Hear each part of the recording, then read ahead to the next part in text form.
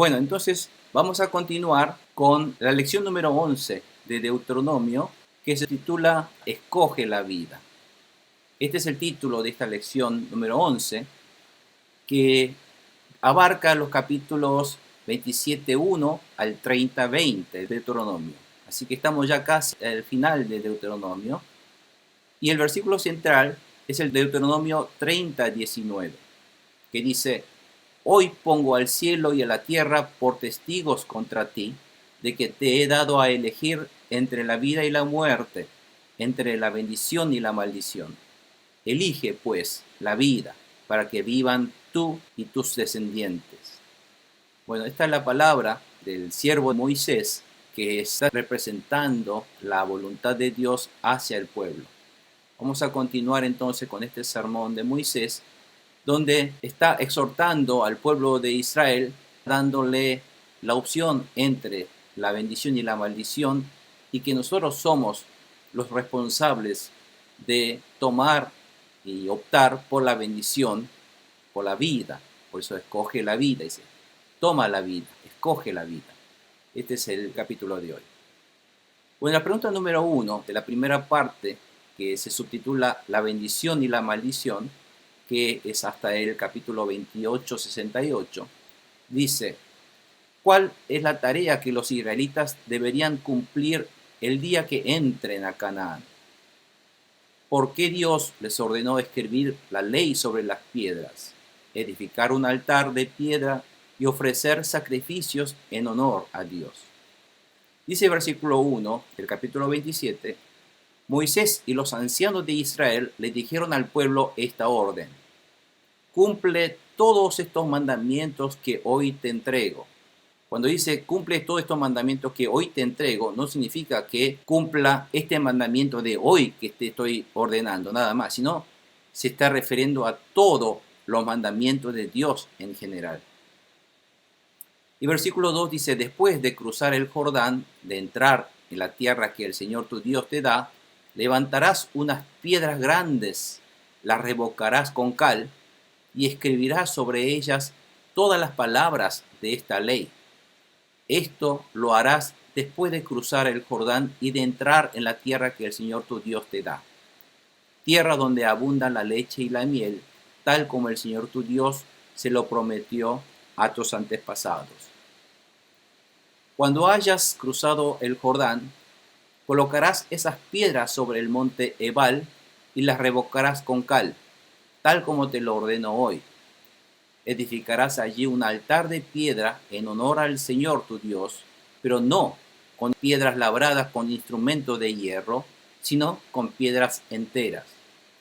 Porque el altar del Señor deberá construirse con piedras del campo. Quemarás sobre él ofrendas al Señor tu Dios, ofrecerás allí sacrificio de comunión y los comerás y te regocijarás en la presencia del Señor tu Dios. Sobre las piedras de ese altar escribirás claramente todas las palabras de esta ley. Básicamente, Moisés está diciendo instrucciones de este pueblo que deben entrar a la tierra prometida y cumplimentar unos requisitos que simbolizan la fe de los israelitas que deberán tener en el futuro. Y esto es, como ustedes podrán ver, poner en el monte Ebal unas piedras, y en esa piedra grande tendría que revocarlas con cal y escribir sobre ellas todas estas palabras de la ley. Bueno, la ley es tan amplia, tan larga, ¿cómo va a poder entonces escribir todo esto en una piedra? Podrán pensar. Pero no es cada una de estas instrucciones detalladas de la ley, sino la ley son los 10 mandamientos de Dios. ¿Se acuerdan que los 10 mandamientos en realidad ya están escritas en las tablas? Pero que estas tablas que están escritas, los 10 mandamientos escritos por Dios, ahora tienen que ser escritos por el hombre en unas piedras. La palabra de Dios tiene que estar escrito en unas piedras, y esas piedras son las que van a tener que estar en el monte Ebal y con recubrimientos de cal en este caso. Bueno, ¿por qué Dios empieza a mandar esto?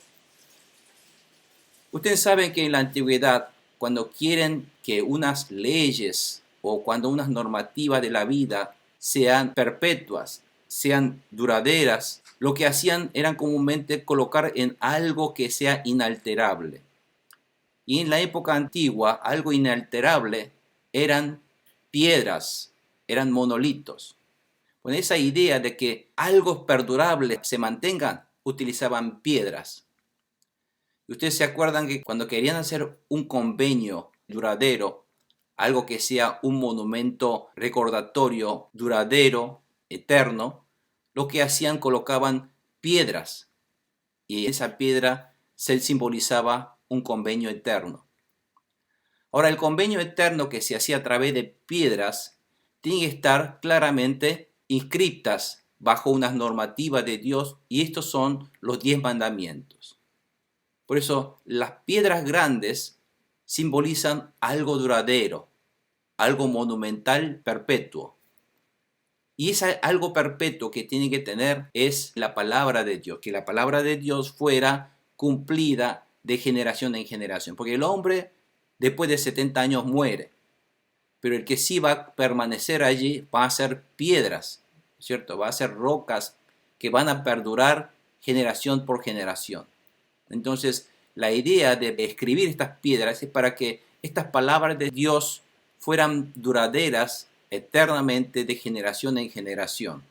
Aunque mueran sus padres, sus abuelos o sus tatarabuelos, esta palabra de Dios puedan permanecer fieles, inalterables, a través de las generaciones. Ese es el concepto de que Dios haya mandado darle estas piedras inscritas. Y otra de las cosas interesantes es que estas piedras tenían que estar revocadas con cal antes de escribir la palabra de Dios. ¿Por qué creen que tiene que estar revocada con cal? Porque si en la piedra misma empieza a tallar la palabra de Dios, de lejos puede ser que no sea visible claramente, puede ser confuso. Entonces, para que no haya ningún tipo de confusión y para que se vea la palabra de Dios claramente, tenían que revocarlos con cal.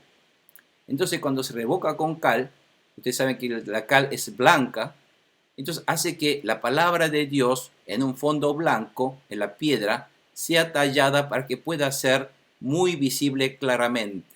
Y por eso estaba la intención de revocarlas con cal. Y escribir todas las palabras de Dios sobre ella. Estas piedras estarán colocadas sobre el monte Ebal. ¿Se acuerdan? El monte Ebal. Nosotros habíamos aprendido el monte Ebal y el otro monte que estaba frente, el monte Gerizim. Y el monte Ebal en realidad es un monte de maldición. ¿Se acuerdan del monte Ebal y el monte Gerizim? Y el monte Gerizim era el monte de bendición y el monte Ebal era un monte de maldición. Entonces preguntarán, ¿por qué quieren que coloque esta piedra de Dios, esta palabra de Dios, en un monte de maldición? ¿Por qué? Si el monte Ebal es un monte de la maldición, un monte del pecado, está diciendo que sobre ese monte del pecado deba colocarse la palabra de Dios para purificar, para salvar ese monte pecaminoso. Tiene ese significado. Y además, en ese lugar deberá edificar un altar de piedra en honor al Señor, pero ese altar no debía ser piedras labradas con instrumentos, sino con piedras enteras. Porque el altar del Señor deberá construirse con piedra del campo. ¿Por qué el altar de piedra debía ser no talladas, no labradas? Porque el altar de piedra simboliza la adoración a Dios. Y esa adoración a Dios tenía que ser entregadas a través de un corazón puro y no en cuanto a la forma tallada del hombre. Muchas veces nosotros nos preocupamos más en cómo rendir culto a Dios más que el contenido del corazón de ese culto. Si tenemos que adorar a Dios con instrumentos o sin instrumentos, o si tenemos que adorar a Dios de esta manera o de otra manera. Así que no importan las maneras. O sea que todas estas maneras son obras del hombre. Es decir, lo que Dios quiere, más que la apariencia externa o la formalidad de la adoración a Dios, lo más importante es que tengamos una adoración en espíritu y en verdad.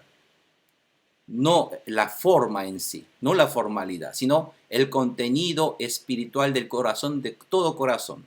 Es decir, el culto que Dios más le agrada es aquel culto que se rinde a Dios con un corazón quebrantado, agradecido, de lágrimas, por la bendición que Dios nos ha dado a nosotros de haber matado a su Hijo, precioso Hijo unigénito Jesucristo, en la sangre de Jesús, para salvarnos, para morir en nuestro lugar, en la cruz de Calvario. O sea, ese corazón agradecido, quebrantado, ese es el corazón arrepentido que Dios espera como mejor adoración a Dios. A Dios no le interesa una iglesia pomposa, una iglesia grande, llena de 2000 asientos.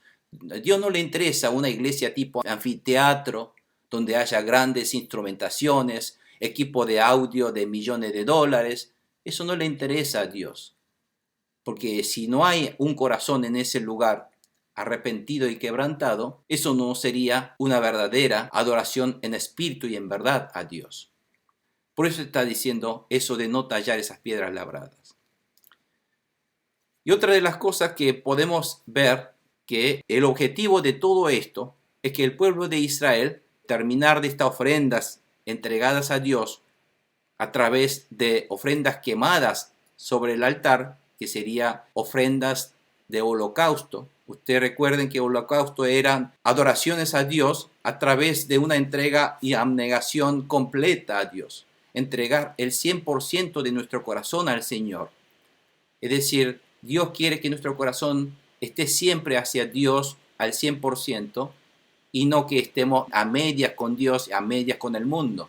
No.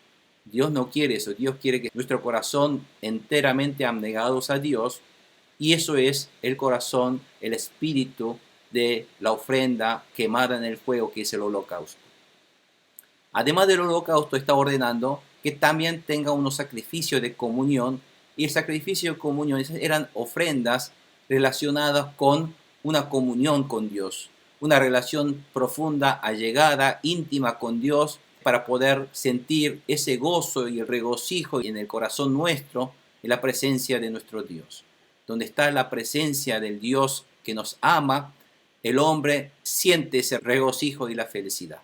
Bueno, todo esto es como debían el pueblo de Dios, Israel, adorar cuando entren a la tierra que Dios les ha dado. Todo esto ahora, llevado hoy día a nuestra vida religiosa actual, ¿qué significa? Eso de escribir las piedras es la manera de mantener perpetua la palabra de Dios. Dios quiere que nosotros grabemos, ahora no en las piedras. Dios no quiere que las palabras de Dios sean simplemente grabadas en las piedras o en los instrumentos de lectura como son los libros o en las computadoras. No. Dios quiere que esas piedras ahora se graben en nuestro corazón. Esas palabras de Dios deben ser grabados en nuestro corazón. Dios ya no quiere solamente tener las palabras de Dios grabadas en los libros, en los rollos. Tienen que estar grabados en nuestro corazón para poder ser llevado a cabo en nuestras vidas. Dios quiere que la palabra de Dios sean cumplida de todo corazón y sean grabadas en nuestro corazón. Y la cal que blanquea simboliza un poco el arrepentimiento. Es decir, la cal en nuestro corazón simboliza lo blanco, lo limpio, lo claro de nuestra vida, lo cual significa, primeramente, antes de recibir la palabra de Dios, debemos recibir antes un corazón blanco, lo cual significa, a través del arrepentimiento, limpiar nuestro corazón con la sangre de Jesucristo. Aceptar, reconocer el valor de ese precioso sangre de Jesucristo en nuestro corazón, que nos limpia de todo pecado y nos blanquea nuestro corazón, para que en ese corazón arrepentido y blanqueado pueda grabarse la palabra de Dios, para que nuestro corazón empiece ahora a obrar en esas palabras. Y ese es el objetivo, ese simbolismo que está dando Dios en estas piedras. Y para que nuestra vida en sí sea una vida de adoración a Dios de todo corazón, entregado al 100% de abnegación, nuestra vida entregado al servicio de Dios, para que nuestro corazón, a su vez, sintamos el gozo, la alegría del Espíritu Santo en nuestro corazón. Y esta es la vida actualmente que debemos llevar, que está simbolizando este mandamiento de los israelitas en el monte Ebal. Aún así, nosotros tenemos entonces en nuestra vida siempre dos montes. Siempre tenemos elecciones en nuestra vida. En nuestra vida tenemos dos opciones entre el monte Ebal y el monte Gerizim. Y esto es lo que siempre claramente tener en mente. Levantar un altar de piedra en honor al Señor, pero no con piedras labradas por el hombre con instrumentos de hierro, sino enteras. Y además esto muestra la postura en nuestra adoración a Dios, que no es importante la apariencia y la forma de la adoración, sino el corazón en espíritu y en verdad con que se eleva nuestras ofrendas a Dios con un corazón quebrantado y arrepentido y un agradecimiento real por la salvación y el perdón de pecados que nos ha regalado. Bueno, la pregunta número 1 siguiente dice, ¿cómo debe vivir Israel como pueblo de Dios? ¿Cuál debe ser la postura? Versículos 9 y 10 dice, entonces Moisés y los sacerdotes levitas dijeron a todo Israel, guarda silencio Israel y escucha. Hoy te has convertido en el pueblo del Señor tu Dios. Obedece al Señor tu Dios y cumple los mandamientos y preceptos que hoy te mando. Aquí cuando dice guarda silencio no es para que se calle, es para que entonces deja tus opiniones, cállate significa, deja tus opiniones y presta atención a la verdad de Dios. Aquí hoy te has convertido en el pueblo de Dios, es un modismo, no significa que hoy te has convertido, sino quiere decir ya que te has convertido en el pueblo de Dios, obedece al Señor y cumple todos sus mandamientos y preceptos, está diciendo. No quiere decir que hoy te has convertido, sino el pueblo de Israel, fíjense cuando ya llegaron al monte Sinaí, ya en ese momento se convirtieron en el pueblo de Dios a través del convenio con Dios, a través de la palabra. Si nosotros vemos en Éxodo 19, 5, 6, Israel ya era pueblo de Dios por el convenio celebrado en el monte Sinaí. ¿Se acuerdan que allí ya habían ellos celebrado ese convenio? Por eso todo esto de que hoy te has convertido es un modismo, es una forma de hablar. No hay que tomarlo como tal, diciendo que hoy, en ese día, se ha convertido Israel en el pueblo de Dios. Por eso la Biblia tenemos que a veces interpretarlo enteramente, lo que la palabra se llama holístico, ¿no? Una palabra que significa que tenemos que empezar a verlo ampliamente, enteramente toda la Biblia, y no tomar solamente una sección, porque si nosotros solamente tomamos este versículo 9 y decimos, hoy te convertiste, entonces miren, dicen que la Biblia que en ese día se convirtió en Israel. No, hay que entender, para poder comprender correctamente, hay que entender toda la Biblia, mirar toda la Biblia. Y cuando nosotros vemos en Éxodo 19, 5, 6, dice que no fue que ellos fueron hoy, no fue hoy convertido, sino ya antes se había convertido en el pueblo de Dios. Sino esto entendemos entonces que esto fue simplemente un modismo, una manera de hablar y no hay que tomarlo como tal la palabra hoy te ha convertido. La pregunta número 2 siguiente dice, ¿cómo ordenó Dios ubicar las 12 tribus para proclamar las leyes de la bendición y de maldición? Del versículo 11 al 13 da más mandamientos donde dice, versículo 11, ese mismo día Moisés le ordenó al pueblo, diciendo, cuando hayas cruzado el Jordán, fíjese que siempre está hablando de cruzar el Jordán, como que el Jordán fuese un límite para que uno entre a la bendición de Dios, ¿no? Entonces cuando cruza el río Jordán está simbolizando a entrar en la tierra de los israelitas. Si bien ustedes saben que al este del Jordán, donde ellos están también es Palestina, porque es la tierra que le fueron entregados también a los rubenitas y a los gaditas, ¿cierto? Y por lo tanto el cruzar el Jordán también es un simbolismo de que ellos ya entraron a vivir como pueblo de Dios. Entonces, cuando hayan cruzado el Jordán, las siguientes tribus estarán sobre el monte Gerizim para bendecir al pueblo. Simeón, Leví, Judá, Isaacar, José y Benjamín se pararán en el monte Gerizim. ¿Se acuerdan? El monte Gerizim es el monte de bendición. Y esta tribu, 1, 2, 3, 4, 5, 6 tribus, o sea, la mitad de tribu tiene que estar en el monte Gerizim. Y sobre el monte Ebal, que es el monte de la maldición, estarán estas otras para pronunciar las maldiciones. Rubén, Gad, Aser, Zabulón, Dan y Neftalí. Bueno, todas estas tribus tienen que estar en el monte Ebal para pronunciar las maldiciones. Ustedes después van a ver que esta pronunciación de maldición y bendición era después de una ceremonia que los israelitas realizaban y están más detallados en el futuro en el libro de Josué. Dice, aquí está detallando la orden de Dios que ya había dado en Deuteronomio 11:29. ¿Se acuerdan? Porque esto de maldecir y bendecir ya se había dicho en clases anteriores, que está en 11:29. Cuando el Señor su Dios los haya hecho entrar en la tierra que van a poseer, ustedes bendecirán al monte Gerizim y maldecirán al monte Ebal, decían en 11:29 de Deuteronomio. Y ahora la manera de hacerlo no es simplemente mirar a los montes, sino Dios ahora está ordenando detalladamente cómo deben maldecir y bendecir. Tiene que pararse el pueblo, la mitad de las tribus, las 6 tribus que aquí se mencionan, tienen que estar en cada uno de esos montes. Primero pararse allí, irse a esos montes. Y después van a bendecir y maldecir. Después van a ver cómo Dios quiere que se haga detalladamente. ¿Se acuerdan entonces dónde estaba el monte Gerizim? El monte Gerizim es aquí, el monte Ebal. Bueno, lo que van a tener que hacer es que se van a tener que parar el grupo de 6 tribus aquí y otras 6 tribus aquí. Y en el medio se van a parar los levitas, los coatitas que llevan el arca de Dios, y el líder en ese momento, que fue Josué, va a tener que empezar a leer todos estos textos que van a dar más adelante.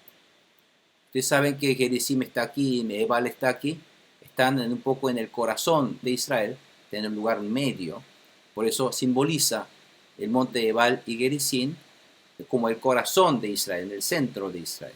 Por eso estratégicamente está hablando de ese lugar. Y aquí empieza a hablar de las tribus de Simeón, Leví, Judá. Y fíjense que lo interesante a recalcar aquí es que en estas 12 tribus está incluido a Leví también. Se acuerda que cuando hicieron la repartición de las tierras, la tribu de los levitas no se incluyeron.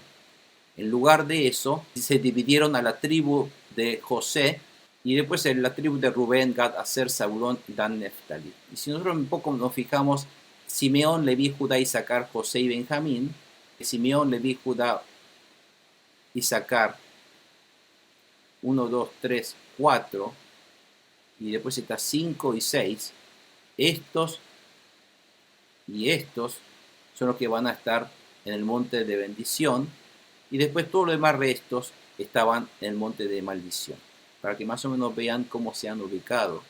La tribu de José, cuando aquí habla, se refiere a estas 2 tribus, la tribu de Manasés y Efraín, que son las tribus de José. Y a esas tribus lo tomaron todos juntos como si fuera uno, para poder incluir la tribu de los levitas. Ya con la tribu de los levitas serían 13, entonces sacan a tribu de los levitas para hacer los 12.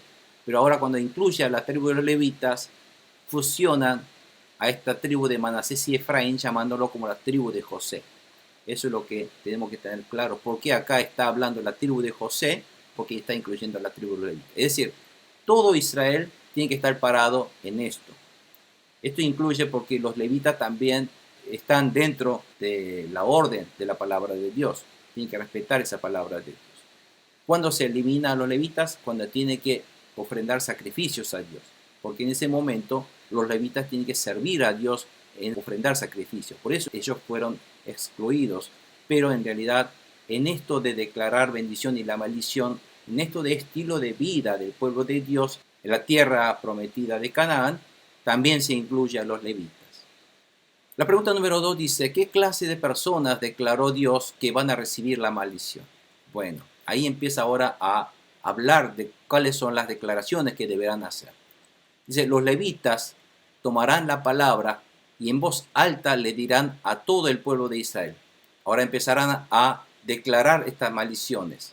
Dice, maldito sea quien haga un ídolo, ya sea tallado en madera o fundido en metal, y lo ponga en un lugar secreto.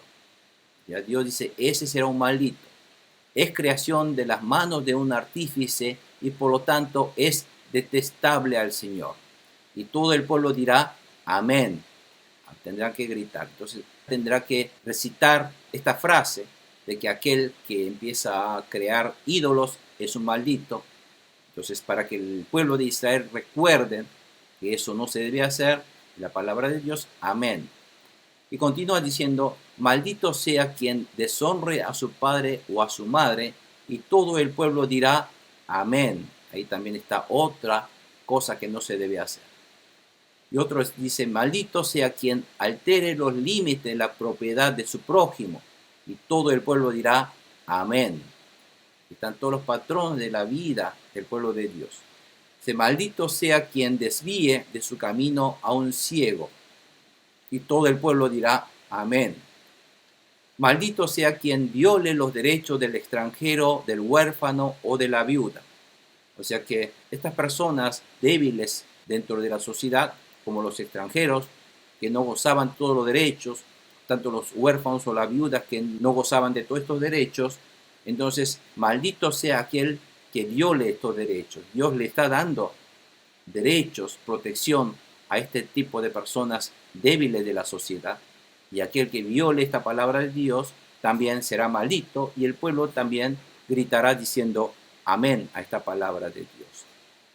Continúa esta maldición donde dice, maldito sea quien se acueste con la mujer de su padre, pues con tal acción deshonra el lecho de su padre. Y todo el pueblo dirá amén.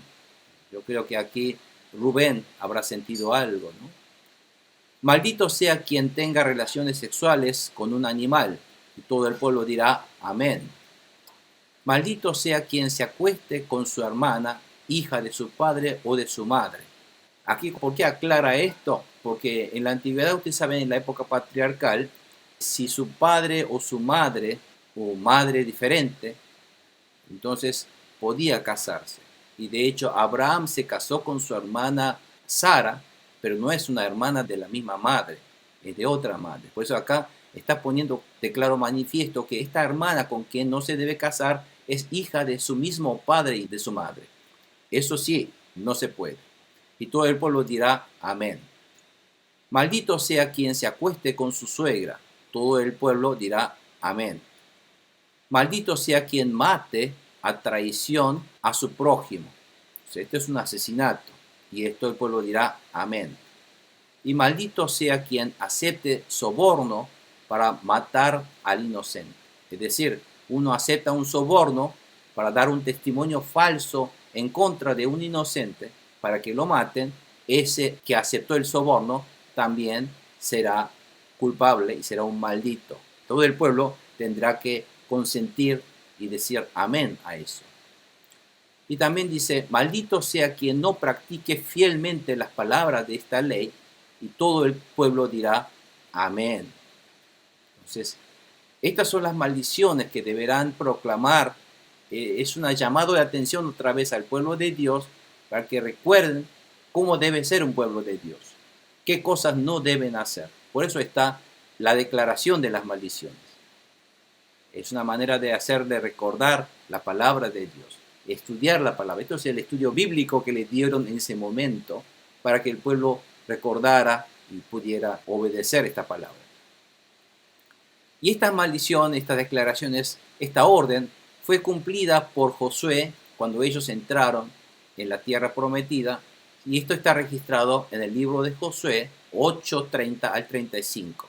Vayan a leer esta parte, y cuando ustedes lean esta parte van a ver que en el medio de esos dos montes estaban los levitas que llevaban el arca de pacto. Y Josué fue en ese caso quien leyó estas palabras para que el pueblo que estaban divididos en cada monte dijeran amén.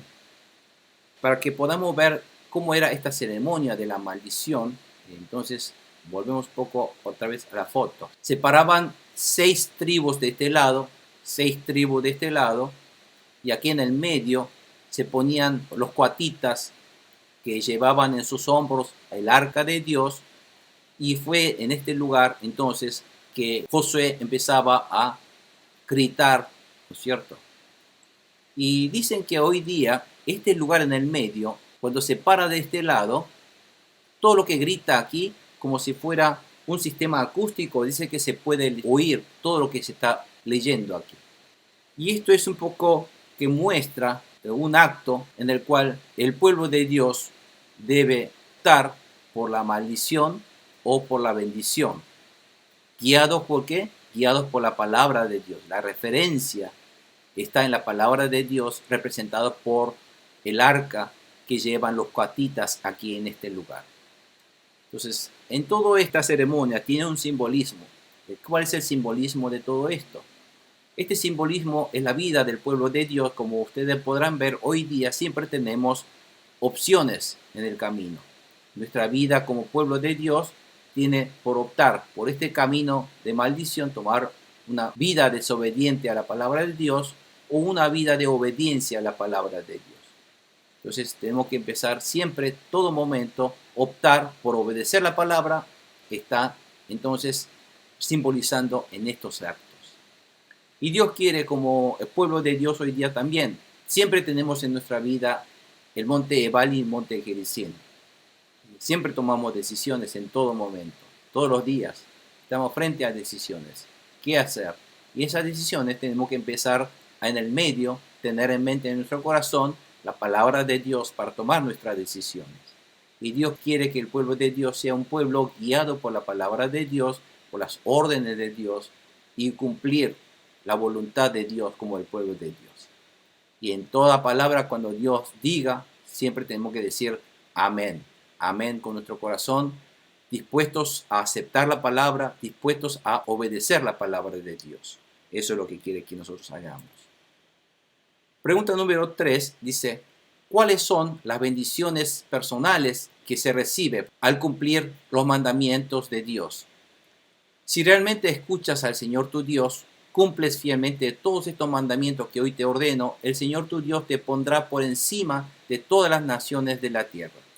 Es decir, dice, si obedeces al Señor tu Dios, todas estas bendiciones vendrán sobre ti y te acompañarán siempre. Tu vida será bendita, serás en la ciudad y benditos en el campo, benditos serán el fruto de tu vientre, tus cosechas, las crías de tus ganados, los terneritos de tus manadas y los corderitos de tus rebaños. Siempre en todas tus cosas te llenará Dios de bendición.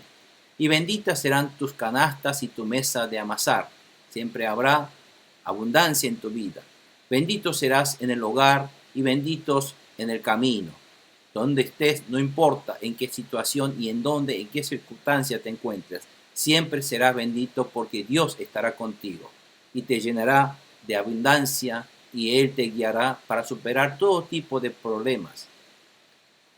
El escuchar la palabra de Dios no es para escuchar y ver, a ver si voy a escuchar esta palabra, voy a juzgarla y voy a pensar a ver si la voy a obedecer o no obedecer. No, la palabra de Dios no es para criticarlo, no es para llevar nuestra crítica, sino la palabra de Dios es para ser aceptada de todo corazón como un holocausto y dispuestos a obedecerla. Esto es así, debe ser la postura que debe tener el pueblo de Dios ante la palabra de Dios. Entonces, cuando nosotros ponemos prioridad a la palabra de Dios en nuestra vida, Dios es quien pondrá por encima de todas las naciones de la tierra al pueblo de Dios. Dios bendecirá. Y las bendiciones de Dios vendrán y acompañarán para siempre en las buenas y en las malas circunstancias, en donde esté. Y también será bendito sin importar dónde esté. Y estas bendiciones también alcanzarán hasta los descendientes. Y las bendiciones en lo material, para que no le falte nada, sino que disfrute de la abundancia material también que viene de la mano de Dios. Todas estas bendiciones, esta felicidad que Dios quiere dar al pueblo de Dios, el secreto está en sí o no obedecer la palabra de Dios. Es decir, la elección es nuestra, la elección es nuestra. A ver si nosotros obedecemos la palabra de Dios, respetamos la palabra de Dios o no. Entonces, esto es lo que está diciendo esta palabra de Dios. Y esta última parte que vamos a dar hoy es cuáles son las bendiciones que se recibe a nivel nacional. El Señor te concederá la victoria sobre tus enemigos, avanzarán contra ti en perfecta formación, pero huirán en desbandada. Es decir, que tu comunidad, la comunidad de Israel, recibirán una victoria, una protección contra los enemigos. ¿Cuáles son nuestros enemigos? Satanás y sus demonios. Ese ejército de demonios es nuestro enemigo hoy día. Por lo tanto, nosotros también somos protegidos contra estos enemigos. El Señor bendecirá tus graneros y todo el trabajo de tus manos. El Señor, tu Dios, te bendecirá en la tierra que te ha dado, es decir, en esta vida que estamos llevando como pueblo de Dios. El Señor te establecerá como su pueblo santo, conforme a su juramento, si cumples sus mandamientos y andas en sus caminos. Esta es la condición. Todas las naciones de la tierra te respetarán al reconocerte como el pueblo del Señor. Es decir, la identidad como pueblo de Dios también es reconocida por los demás cuando uno obedece esta palabra de Dios. El Señor te concederá abundancia de bienes, multiplicará tus hijos, tu ganado y tus cosechas en la tierra que a tus antepasados juró que le daría. Además de estas bendiciones, el Señor abrirá los cielos su generoso tesoro para derramar a su debido tiempo la lluvia sobre la tierra, para bendecir todo el trabajo de tus manos. Tú le prestarás a muchas naciones, pero no tomarás prestado de nadie. El Señor te pondrá a la cabeza, nunca en la cola. Siempre estarás en la cima, nunca en el fondo, con tal de que prestes atención a los mandamientos del Señor tu Dios que hoy te mando y los obedezcas con cuidado. Jamás te apartes de ninguna de las palabras que hoy te ordeno para seguir y servir a otros dioses. Y hoy día otros dioses es el mundo, porque el rey de este mundo es Satanás. O sea, nosotros no vamos a seguir al mundo, a los principios de este mundo. No vamos a vivir de acuerdo a los principios de este mundo, sino de acuerdo a los principios de la palabra de Dios, de acuerdo a la Biblia, de acuerdo a este evangelio de Cristo. Y estas bendiciones son a nivel de la comunidad del pueblo, como identidad del pueblo de Dios. Quiere que Dios también obedezca. ¿Para qué? Para que recibamos todas estas bendiciones. Otra vez, estas bendiciones es elección nuestra. Nosotros somos quienes vamos a elegir en tomar o no la palabra de Dios y obedecerla. Entonces, Dios pone en claro de que la elección es nuestra y el resultado estará a la vista. Por lo tanto, si todas las cosas no nos van bien, es por algo que estamos haciendo mal, desobedeciendo a la palabra de Dios. Pero si nosotros nos arrepentimos y optamos por el camino de la bendición, entonces sí vendrá esta bendición que se derramará como lluvia desde lo alto. Porque ustedes saben que en ese momento la lluvia era una gran bendición. En un lugar desértico como en Palestina, donde realmente las cosechas necesitan abundancia, para que esas cosechas fueran abundantes, tenía que haber lluvia. Y la lluvia es algo que Dios solamente daba. El hombre no puede hacer que llueva. El único que hace que llueva es Dios. Por eso el pueblo pagano pensaba que el dios de la lluvia era el dios Baal, un ídolo. Mentira. La lluvia lo está dando creador del universo, quien es nuestro Señor, que llamaba Jehová o Yahvé que fuera, pero que hoy día nosotros, esta lluvia de la bendición sobre nuestra vida para que fuera abundante, viene en el nombre de Jesucristo. Cuando oramos y cuando nosotros pedimos, obedecemos, cumplimos en ganar almas para Dios, para darle nuestra vida al servicio de Dios, eso es lo que nos va a traer bendición en nuestra vida. Y no solamente en nuestra vida, eso es lo que hace que nuestra vida transmita bendición a los demás que no conozcan a Jesucristo. Amén, hermanos.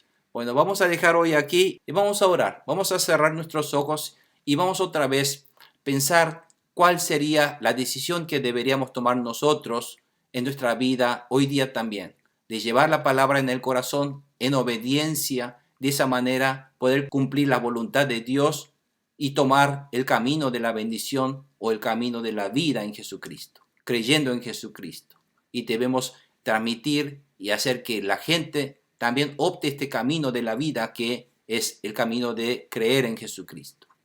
Oremos, hermanos, damos gracias a esta palabra. Padre Celestial, en el nombre de nuestro Señor Jesucristo, te agradecemos, Señor, enormemente otra vez estas palabras que nos estás dando, estas últimas palabras que Moisés está recalcando, recordando y está insistiendo al pueblo de Israel porque cuando entren a la tierra prometida de Canaán, lleven su vida de acuerdo a la palabra de Dios, que no dejen de obedecer y llevar en su corazón la palabra de Dios, para que nosotros seamos un pueblo, otra vez un pueblo santo, un pueblo que es regido, guiado por la palabra de Dios, para que la presencia del Espíritu Santo esté en nosotros a través de la fe en nuestro Señor Jesucristo, que es la orden que Dios nos dio para la salvación nuestra, para la bendición de nuestra vida, Señor. Seguimos entonces confesando a Jesucristo como nuestro Señor y Salvador. Seguimos confesando, seguimos adorando ese nombre, seguimos glorificando, entregando con todo nuestro corazón enteramente en holocausto, en adoración a nuestro nombre de Jesucristo de salvación. Y también seguimos, Señor, transmitiendo este evangelio a los demás para bendecir también a los demás. En el nombre de Jesús, bendecimos a todos los oyentes de esta lección, de estas palabras de Dios, para que esta palabra de Dios se hagan efectiva en su vida y para que esta bendición de Dios que cae sobre nuestra vida desde lo alto, seamos gozosos, seamos felices con estas palabras y podamos experimentar la mano de bendición de Dios en nuestra vida. En el nombre de Jesús, Señor, te damos gracias. Con todo corazón, Señor, te adoramos en espíritu y en verdad. Te agradecemos por el sacrificio de nuestro Señor Jesucristo en la cruz otra vez y esa sangre preciosa, Señor, que sea cubierta en nuestra vida y que todo pecado que te desagrada en nuestra vida sea eliminado. Toda aquella cosa que te es de desagrado, Señor, nos arrepentimos y no lo vamos a aceptar y hacer en nuestra vida. Solamente vamos a abocarnos a tomar el camino de la vida, de aceptar y obedecer a tu palabra. En el nombre de Jesús te damos las gracias. Amén y amén.